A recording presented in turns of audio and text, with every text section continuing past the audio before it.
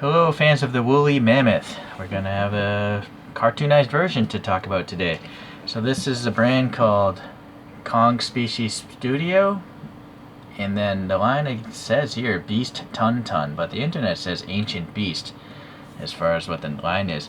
And scientifically this is called the Mammanteus primigenius. I'm not pronouncing that right. I think this is the artist that drew this. So this is from the first wave of these things, and this is the very first one, letter A. There's a Smilodon, a Perusaurus, looks like an alligator, and then a Colodonta, I don't know. I'll try to get these things through time. This is a huge box. But these are rigid plastic, I think, so that's why there's a lot of extra packaging. They don't want them to get broken. Alright, so we have this wasteful plastic card, but I believe that barcode means you can register the figure that you just purchased. But I scanned one once and it went nowhere. Maybe it was already registered. And then it's just some sort of story about these things, but this is in Chinese, so I can't make it out. I'm too lazy to translate it. See, there's that app when you scan that thing, but I don't really care. Why would I care about that when I have the real thing in my hand? And then a little postcard thing, and there's the cartoon there. So we have really nice dense foam, and then we have the thing bagged. Be careful pulling these out, especially if they have sensitive parts, because you might snag it on the foam and break it, I think. But this one's pretty robust looking, to being a woolly mammoth.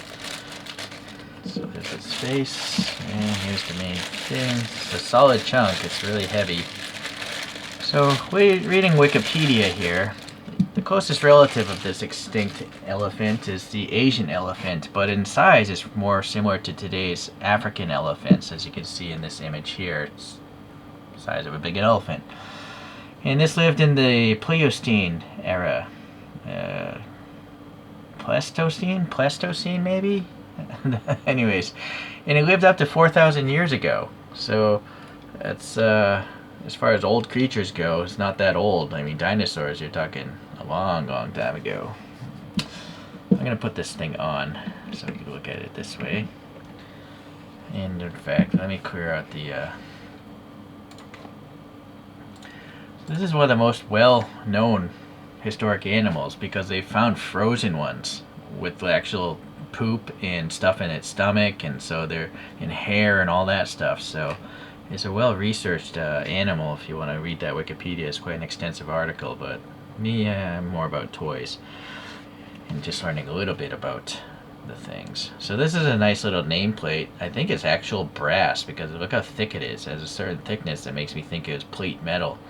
And then they've etched away in that text in Chinese and English, and possibly even put in black paint because it wouldn't be black if you etched it. Right, so I think there's a couple steps going on there, so which is really nice. The bottom I don't really understand. I guess they're just showing off more gears. I don't know, what else could they do? I almost feel like they should have done the full fossil thing, like the dino rolls. They could have shown a cartoon fossil of this elephant. They had the space to do it, but apparently they don't. So it's just a bunch of greeblies, gears, and whatnot. The bases are generally pretty nice because they not only look like, you know, stone or something, but you can see some fossils in them. This little small tusk here, and I don't know, perhaps vertebrae, a leg bone perhaps, some sort of knee joint. And then, well, you know what, before I forget, why don't we go over the dimensions, the rough height. The rough height of this one is probably 10.5 centimeters, a little over 4 inches. And then the overall length tail, the tusk, maybe 12 centimeters, perhaps almost 5 inches. Alright. Alright, well, you can see the texturing here of the fur. I kind of feel they could have done a better job. It's very big. It's almost kind of lazy in the realm of cartooned or just animal figures. There's, you know, very cheap animals that have very fine fur details. Or I'm thinking about the JXK, the cats that I reviewed. the fur on those JXK figures is very fine. You know, this is very coarse. I guess it does look more like a cartoon, a certain style of animation, but I kind of wish it just had more detail. Yeah, so, okay. And then you got many different browns, as you can see. There's like a medium color brown, and then they seem to have airbrushed a darker brown in certain areas, right? So it's a lot of color change, fades and all that stuff. The tail here is sticking out. It's possibly glued in or something. I don't know. It looks pretty seamless, but I'm not sure how they could have molded that and pulled it out of a mold without breaking it off. A couple of tufts here just sticking out of the back. The feet have tiny, tiny gray toenails. I guess they're toes, right? I guess they're not claws in an elephant. The paint is getting all the way under there. The nose, or I forget what these things are called. The trunk, is it? It's pink, and then they're quite recessed for the nostrils, which is nice. And then this tusk is interesting. It's very faceted. You know, it's not. It could have been molded smooth, but the artist purposely chose to make it very chunky, like, which is interesting. I guess I like it, just to have that texture. All right, so the eyes, they're painted just generally white with the black pupil, and it's looking upwards, and it looks kind of like an angry, grumpy elephant. I think there might be a little bit of brown, dark brown for eyelids showing right there. That's pretty nice. Okay, so then we got a tuft of hair. And so we kind of get the vibe from that animation where everybody loves Raymond plays the voice. What is Ray's last name? I forget his real name. His first name is Ray something. He's Italian. But, yeah, I forget. Sorry.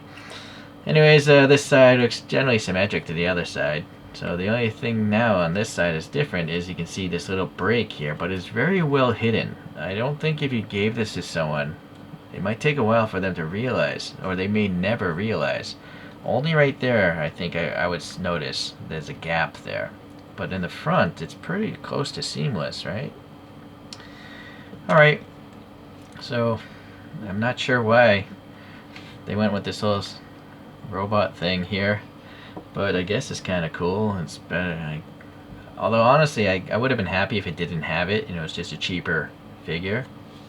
Because I'm not going to display it like this. But it looks like the tusk is screwed on. And then I guess this would be some sort of gear to maybe run the trunk of the thing.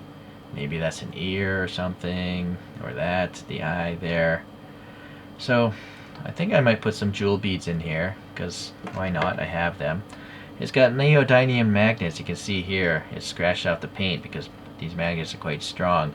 But there's 3 of them on this side, and there's, you can see one there, and one there. So it's not going to be easy for this to fall. You know, if you pick it up like this, those are strong magnets, right? But obviously you can overpower the magnets by leverage. And then you got this hexagonal pattern in here. So what I like about these recesses is I can put some jewel beads in, and they're not going to collide with this because as long as the bead is really small.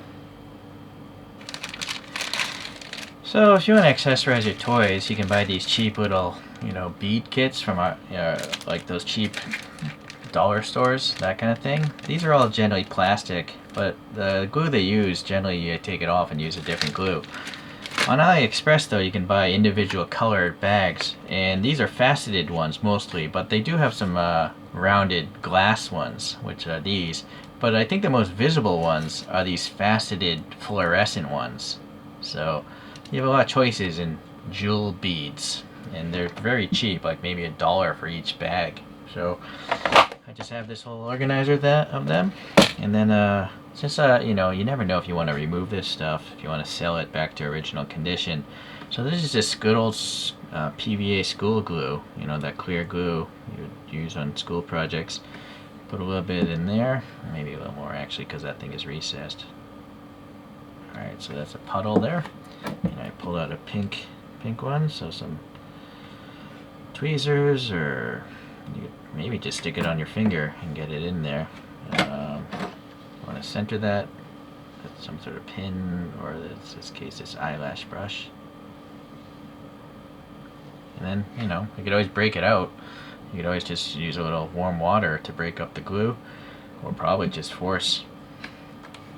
Alright, so these are great too. So every now and then you do have to clear out the nozzle, but it's school glue, so it doesn't really harden too much.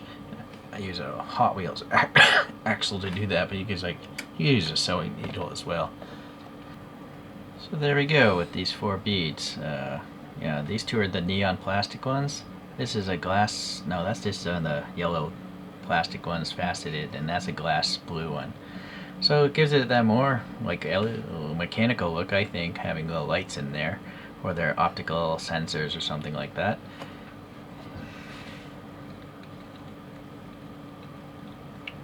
Alright, that's a good fitting panel there.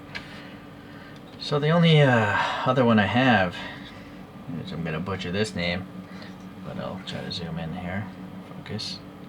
Maolania?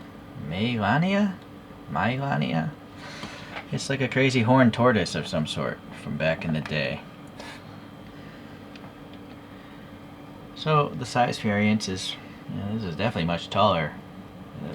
I don't think they're trying to scale with each other. They're just trying to basically go around the size of that base, which is similar in size, if not identical. But this is from wave 2. So in fact, actually, I guess let's just show the differences in the base. They are different, it seems. Right? This has 4 small wheels. This one has like big gears. So yeah, the bases are different, which I guess is nice. But again, I kind of wish they had skeletons like the dino rolls.